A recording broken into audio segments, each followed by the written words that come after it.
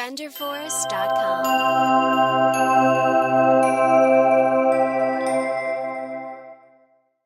Promised some people who wanted me to dig into the Betterhelp terms of service and privacy statement. Now I actually had to take notes because there's a lot of reading, but I did read every line.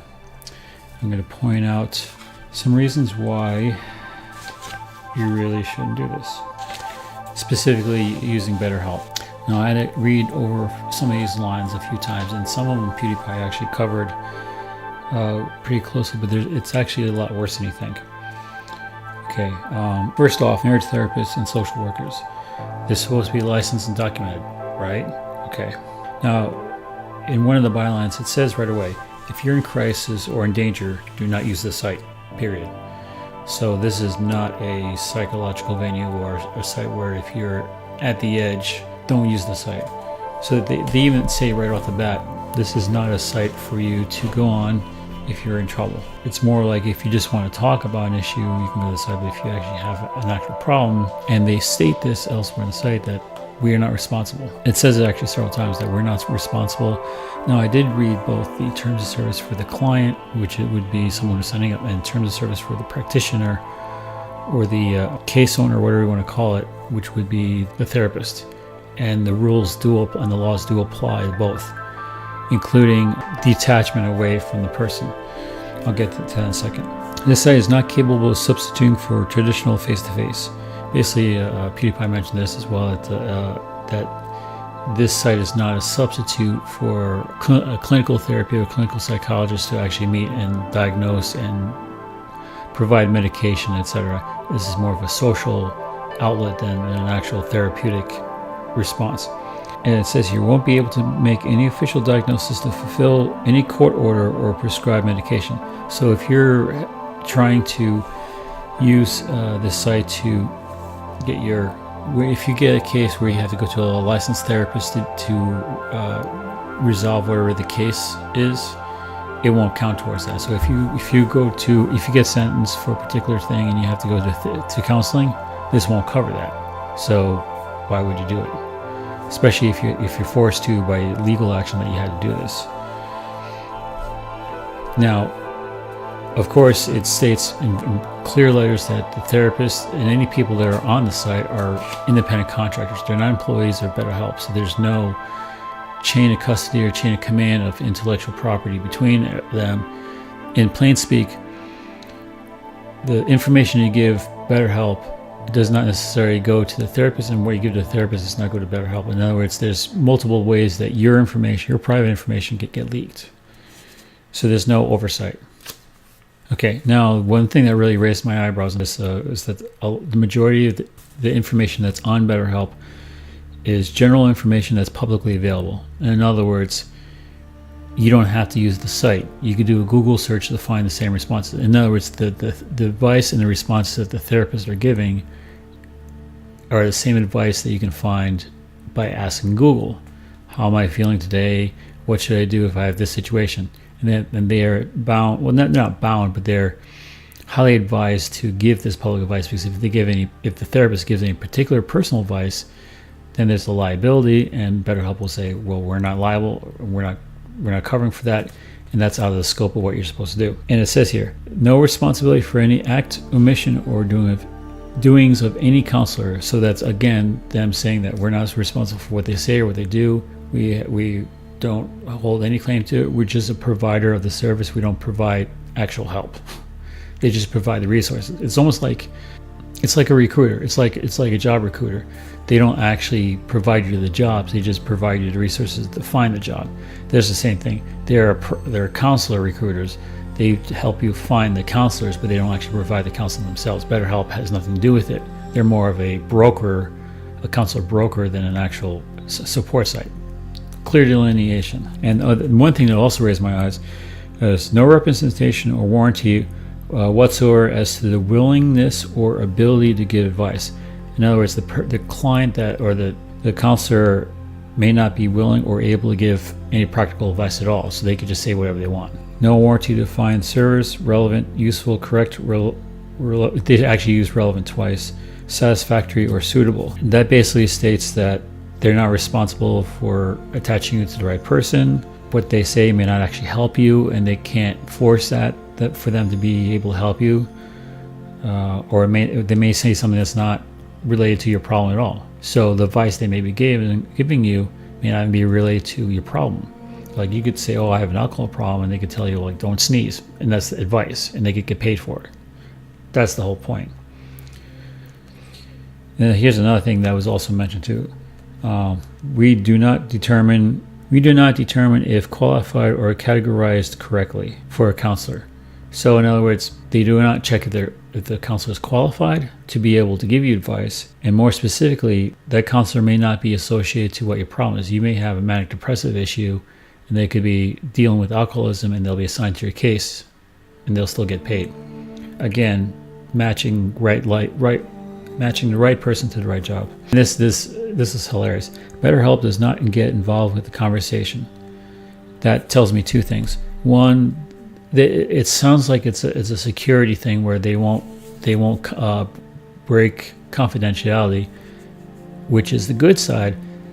But the bad side, and the more likely case in this, is they can say plausible deniability. Well, I had never heard of it. I didn't hear them say it, so I'm not responsible for what advice they gave or what the client told back to the counselor, because I never heard it, and we don't keep records of that, which they do, and I'll get to that in a moment. Yes, and the platform, which is the site, does not include the provision of medical care, mental health services, or other professional services. Basically what I said before, if you really need like medication or actual advice, go to a doctor, a psychiatrist, an actual one-on-one phase therapist. The reason why I say that is, by this standard, YouTube therapy wouldn't be admissible in court either, or be able to prescribe through YouTube. Consider that.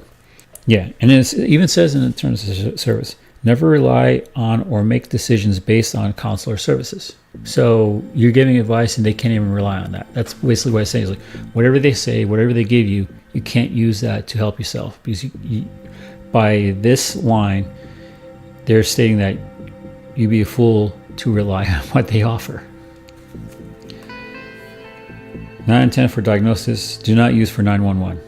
That's pretty self-explanatory. You wouldn't go to a site for 911 issues anyway, so that's a little more typical. Now, here's something that kind of freaked me out a little bit. The site is not responsible if counselor falsifies or omits any information. So basically, if a counselor says the wrong thing or doesn't prove their credentials or states something, there's nothing to verify. The site won't back them up because they say that they're not responsible. In other words, the therapist can say whatever they want, and they're not responsible. So if you try to sue them, saying, "Oh, this guy said it," well, you signed this contract. You can't do anything against us. And here's another thing that I don't think was mentioned. Not guaranteed on provider of information for accuracy, safety, legality, or privacy. So in other words, there's no guarantee that what they say is accurate, that the information is good for you, that it'll be safe, if it's even legal, because they could tell you, like, oh, go smoke dope. And let's say they do it, and then you get arrested for, like, well, the council said, tell me smoke dope. Like, well, it's not legal. They're not liable for that. And more specifically, privacy. So in other words, whatever you tell them isn't bound by any private confidentiality. So they could turn around and tell everyone, post it on a website, post it on YouTube, social media, that, oh, so-and-so said this. No privacy. And one of the bylaws for them covering themselves is everything is as is. There's no claims or demands against us, which basically says that you can't sue us, and we're saying that you can't sue us, and we have it right here. So if you try to, it's not going to work. And that will hold up in court. Because all a lawyer has to do is go to that one line and says, well, you can't sue it because of this provision here, that you signed the contract and you agreed to this. And they're not liable for any damages. So if you get hurt, if you're the one asking for help and you get hurt in the process by either a counselor telling you something or Betterhelp or anyone else, you're stuck. Now, you should be able to fight that for some fair act, but that's a legal thing. I'm not going to get into that. Now, of course, they say you have to be 18 or over to use the site. that was a little surprise to me. Now, I didn't look into this initially to see if that was advertised or not, but yeah, it's 18 or over to legally be able to enter the contract, which is law, but anyone could sign these things. Now, of course, for anyone that's under 18, they have to have a parent consult, etc. One other thing, there's no guarantee of operability. What that actually translates to, that the service could disrupt at any time. You could be in the middle of a counseling session, and Betterhelp would say, well, we're shutting on the service. So whoever you're talking to, they're gone. So you can be in the middle of a crisis situation, talking to them, asking for help, and suddenly the website's not reachable. You try to sue them, say, hey, I paid all this money. By this statute, they can do this. They're legally able to stop services at any time, and you can't refute that because you signed this contract. Think about that. If you're using Betterhelp, they can stop at any time. Now, one thing, I'm not sure if this is, maybe someone from California can tell me. It says here, proceedings based out of Northern District Court in Santa Clara, and you cannot use any other court. Basically, what that states is if you have a dispute against Betterhelp, you can only use California, that particular California court. You couldn't use your own court. And I think what that allows is, or what that prevents, state by state laws. Like if it's a law in one state that allows certain activity to happen, but it's illegal in California, and you're trying to dispute, like, well, hey, it's legal here. Like, no, you signed a contract. By any legal action you take against us will have to be a California court. So if it's legal in California but not legal in another state, it's based on California laws. Which I don't know if that would affect some people, but it might. Particularly in a case where drug use was used. Now, here's one thing. If you think your information is safe, it's not. Note, all communication transmitted may be recorded. So anything you say to a therapist is recorded. Use of blogs, Facebook, Twitter, Google+. May sell or transfer personal information at a merger or sale of assets. Disclose personal information to third parties. Your information may be transferred to locations outside the U.S. Okay, now I have some serious problems about this. One, your personal information, who you are, your address, your credit card number, your phone number, anything that you give to a therapist, even your problems. One, it's recorded. Two, it can be used in any of those social sites that I listed. Twitter. Do you want your deepest, darkest secrets on Twitter? May transfer personal information to a merger or sale. Now, you may think, well, if the company gets bought out, then yeah, they're going to need that information to be able to support who you are, because they're going to have to refer to that. That's fine and well, but the darker side of it is if there's some information that's on their on their site, say, well, we can't disclose this, but we need to get at it, so why don't we just have some company buy us and then sell us back, transferring all that information and transferring back. Now there's two copies, and they could say, well, this company leaked the information, but we didn't. And your information may be transferred to locations outside of the US. Why is that a problem? Well, think about your deepest, darkest secrets going to India or China or anywhere around the world where the security may not be as good or as efficient as in the United States. In fact, let's say someone wants some juicy information. They transfer the data over to a server in Pakistan. And let's say that server farm gets raided or the information gets stolen, then that information gets sold back to the United States, but now it's free and clear of any provision or law because it's rogue data, and it gets spread all over, and you can't legally go against that because it's already out in the public domain. And it gets even better. For the therapists, basically, there's provisions they cannot sue Betterhelp if they get stiffed for any fees that they don't get recouped. If a client does not pay a therapist, Betterhelp is not responsible financially. They're not liable for loss of business. What that states is if a therapist is giving a bad rating and they suddenly lose their practice because of some nefarious people in Betterhelp playing games, they can't sue back anyone. No liable for qualifications, not liable for agreements, not liable for any loss claims. So if they lost revenue or they lose income from the site, basically saying tough, deal with it. Cannot and will not verify or examine truthfulness or accuracy of profile. So not only they're saying that they're not verifying if these I'll just say the word therapists are qualified.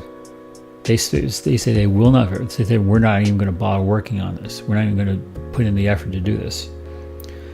And they will not diagnose, treat, test, or advise, counsel, recommendation, treatment. No practice of medicine. Okay, that's fine. And no prescribed or dispensed medication.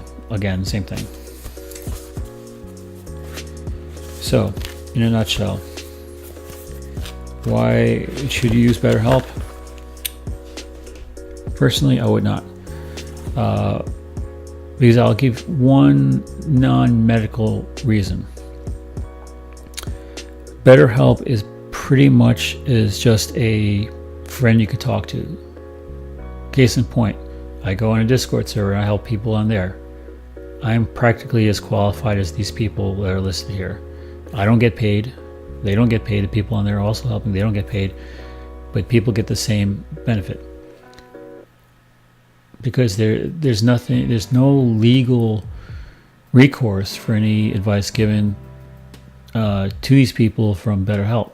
As soon as there's one case where someone does something wrong and the family tries to sue the company, BetterHelp is going to say, we're not responsible. You signed a contract. Bye-bye. And then you could spend years in court trying to fight it and lose all this money and not get anything out of it because of all these statutes. Same thing from a therapist. A therapist shouldn't use the site either because there's nothing to protect them, financially or otherwise. Now, is BetterHelp a scam? Do people get help? I'm sure some do. Do people get help the right way? I'm sure a lot of people don't. In fact, I've heard enough claims to say that I joined the site and it made things worse. And I could see why. From all these provisions, I can see why.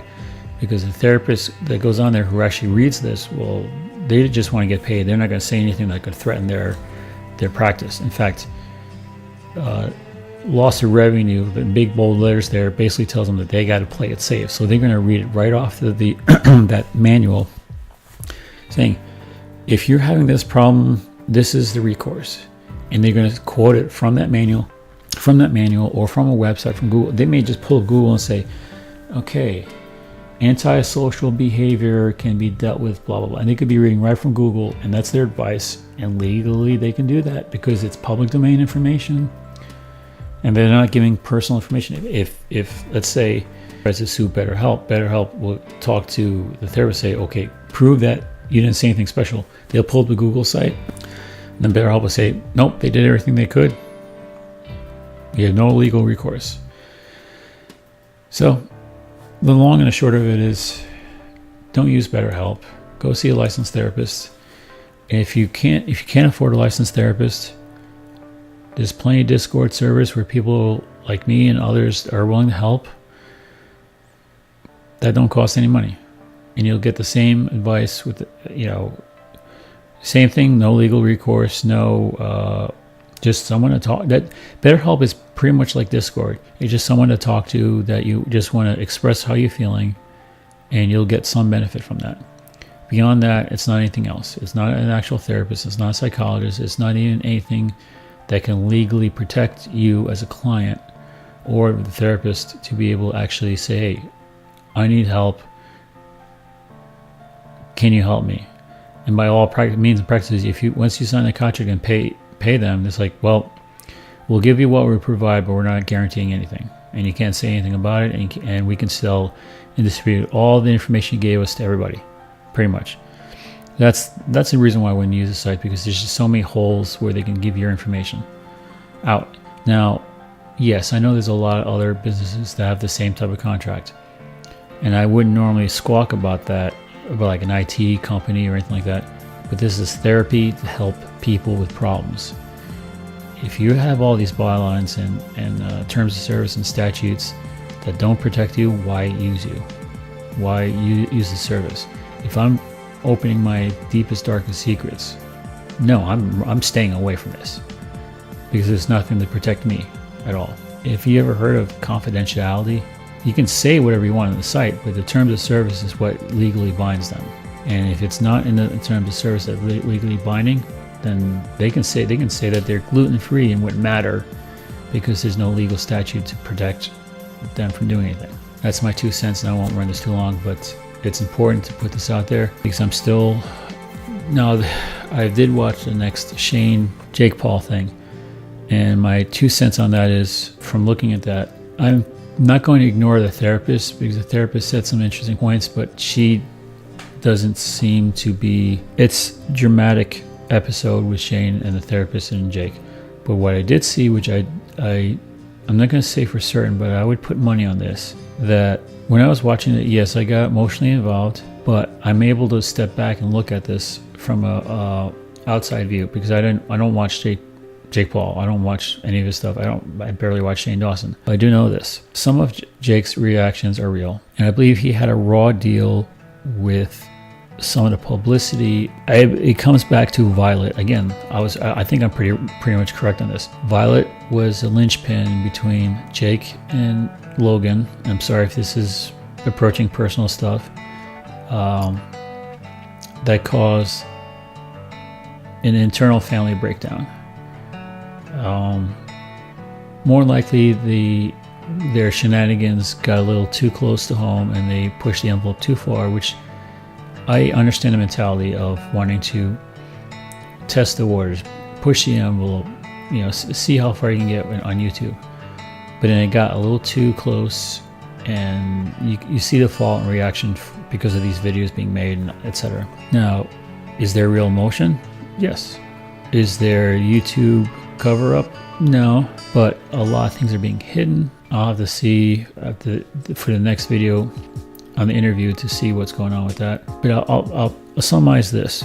Jake Paul is a clear example of too much fame at too young of an age. And Shane did hit upon an information of which kind of struck home as true, that this house is too big for him. All these people living here, all this action going, all this stuff, and that they're going to take time off of vacation. Yeah. But it's classic celebrity isms where you can't decompress and detach from your work. And in this particular case, YouTube is their work, and they're always constantly looking up different ways, different shock values of trying to keep the subs up, the views up, the stats up, keep the money rolling in. And what they don't touch upon, which I believe is an issue that Shane didn't even mention, but I can see, is that Jake is head of Team 10 and is responsible for the company, and I believe a part of him feels the burden of that responsibility for his team, and also feeling the bite and sting of the team members leaving, because everyone does it. Whenever people leave a company, especially if it's a company that you start, you always feel it. That's a given. And there might be pressure for his team to produce, and that because of certain events, there's added pressure, like, oh, this is going downhill. Now that's not going to be mentioned because that's a negative connotation, but there's several things. As much as you see the riding around the buggy and the fun times and the deep talks, there's a big part of it that hit when the personal relationships were affected. But I also believe that part of it is the pressures of the company and YouTube and deciding who's true and who's not as a friend or as family. I could believe that could be an issue that could, regardless of their personality type, on camera or off camera. And we all know that anyone that's on YouTube, the on camera personality, off camera personality are two different things. And you do get a glimpse to see their real personality. Now, is that 100% accurate? No, because it is a YouTube documentary. So there, as much as you have the one side, we have the maverick, I'm just going to use that word, Then you have Shane's side, which is the softer, personal side. The reality is, it's in the middle. Everyone that's on these is in the middle. It's not the wounded boy who never got a chance to grow up properly. It's not the crazy maverick that's always on the edge as portrayed by YouTube. We know that a lot of that is for show. No, they're worried like, oh, if we tell kids, you know, it's going to lose the magic, they're not going to watch. Realistically, they're going to watch. Even if they know it's fake, they're going to watch anyways, because they want to see, well, part of it would be like, oh, I want to see how they're going to do this. But the other is like, I don't care, I'm just going to watch it because it's funny. That's reality. Once you get the ball rolling, it doesn't matter if they know it or not. That's the fact. It may lose a little bit of steam, but they'll watch anyways once they get the following. Are they like the soft teddy bears? No. Are they trying to push the soft emotional side for dramaticism? Yes. But is that fake? No. Because part of that is true. They're just exaggerating it, like anything on YouTube. It's always exaggerated. Now there are true emotions, there are true feelings, but if you strip away the melodramatic music, and you hear the conversation without music, affects a lot of things. If you take away the music track, you'll realize that the conversation is a little more back and forth. The emotion is not as prevalent if you took the music away. So there's legitimate emotion there, but not as deep and intense as it make it out to. Like, perfect example is a particular scene where Jake is like, you know, for what Shane said now, and the music fits as like, you know, like, oh, like there's a shock value. But if you strip away the music, it could just be that he just sees something in the background that he's reacting to, or just a natural expression that he just decided to play in front of the camera. Context and relative connection to music. So again, if you look at the definition of sociopath, person with personality disorder manifesting itself in extreme antisocial attitude and behavior. Now, nothing in this video is showing anything of antisocial behavior. If anything, he's being more social, more interactive with a particular type of people, not everybody, but within his cluster of family and friends. He's not excluding himself out. So no, he's not a sociopath. Nobody is in that list. I mean, even if you have some time where you want to decompress and shut down whenever you're not on camera, that's not extreme antisocial behavior. That's normal for a celebrity lifestyle. What would be, in this case in point, an extreme antisocial behavior would be, even when you're on camera, off camera, anywhere, you'd be locked in the house. If your whole YouTube is you staying indoors and not going outside ever to socialize with anyone, even when you're on camera and that's your personality, then possibly you might be showing sociopathic tendencies. But absolutely not. There's no one on YouTube would fit that, because even if you think about it, you may be insecure and antisocial in public when you're not doing YouTube, but you wouldn't be doing vlogs if you had extreme antisocial attitudes. You just wouldn't. You'd be the guy like, I don't even know if I could do this. I don't want people to see my face, to the extreme where they shut down all the cameras in their home. That's a sociopath. So when they're talking like, oh, well, most YouTubers are like, no, it's complete opposite. Now, psychopath, well, that's a whole other topic, whole other definition. Who knows? But I'm not going to. I'm going to this particular word because it's being used left and right. So no, by this definition, no, absolutely not. Yeah. So I'm just going to leave it at that. Thank you for stopping by. I may edit this a little bit because I don't want it to be too long. But yeah, so you're now informed of Betterhelp, and basically I'm saying no, but you do what you do, and now you know my reaction to this whole Shane Jake Paul thing. So PewDiePie's friends actually found some relatively good information, and I was able to fill in the gaps by reading the rest of the terms of service and such. So the mystery and detective work has been done. Do it as you see fit. If you have any questions, leave a comment. I can answer as best I can. If you have any information or insight about this whole Shane Jake Paul that I don't know about, please tell me. But I think I'm pretty spot on, especially when they kept on saying, oh, let's turn the camera off and let's talk about this off camera. because I know exactly what they're talking about. It doesn't have to be, I don't have to know the details, but I know what the conversation was leading to. Anyone that's observant with people would see what they're talking about, the time they're off camera, and then the next, of course, you edit things out. But when you start talking about, you can kind of see the direction it's going and what you may or may not ask. I bet you anything, a lot of it has to do with family. Basically, the father, relationship between the brothers, and the ex-girlfriend. Those three things are what's causing the real to shine above the fake. Or I won't even say fake, I'll say the acting. Some truth leaked out of the acting and it affected everyone. All right, thank you for joining me and have a wonderful, beautiful day. Take care.